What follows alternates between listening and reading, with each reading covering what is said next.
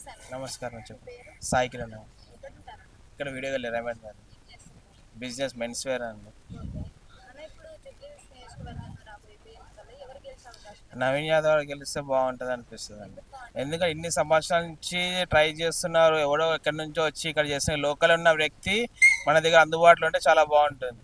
Plus ఇప్పుడు ఎవరైనా MLA దగ్గరికి వెళ్ళాలంటే వీడిని తీసుకెళ్ళాలి, వాడిని తీసుకెళ్ళాలి ఉంటుంది. అది నవీన్ యాదవ్ దగ్గర అనుకోండి, డైరెక్ట్ వెళ్ళొచ్చు, ఎవరైనా వెళ్ళొచ్చు, ఎవరైనా మాట్లాడచ్చు, ఎవరైనా ప్రాబ్లం చెప్పి సాల్వ్ అవుతుంది. డైరెక్ట్ మీరే వెళ్ళి సాల్వ్ చేయించుకోవచ్చు. ఎవరైనా వెళ్ళొచ్చు, ప్రియంగా ప్రతి కామన్ మ్యాన్ ఎవరైనా వెళ్ళొచ్చు. వేరే వాళ్ళకి రికమెండేషన్ ఆయన తీసుకొని వాళ్ళు గల్లీ లీడర్ తీసుకొని వాళ్ళు ఏం నిండి ఎట్లా పోవాలనుకుంటారు, కానీ ఆయన దగ్గర ఎవరైనా వెళ్ళొచ్చు, డైరెక్ట్గా ఏమున్నా చెప్పి పని చేయించుకోవచ్చు. ఓకే.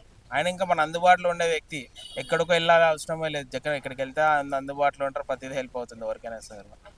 నాకనే ఎవరైనా సరే హెల్ప్ చేసుకోవచ్చు.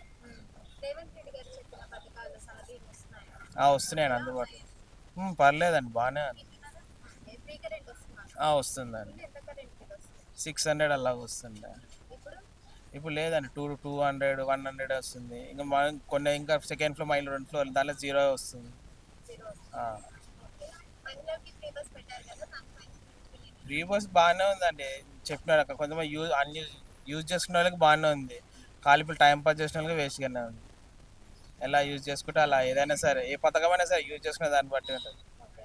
మరి ఈ పథకాలన్నీ ఎలా అనిపిస్తున్నారు? మంచిగా ఉన్నాయా? బాగున్నాయండి, మంచిగానే ఉంది. పరిపాలన బాగానే ఉంది. ఓకే. మరి రేవంత్ రెడ్డి గారి పరిపాలన పర్లేదు, బాగుందండి, మంచిగా. Subscribe us and press the bell icon for more interesting updates.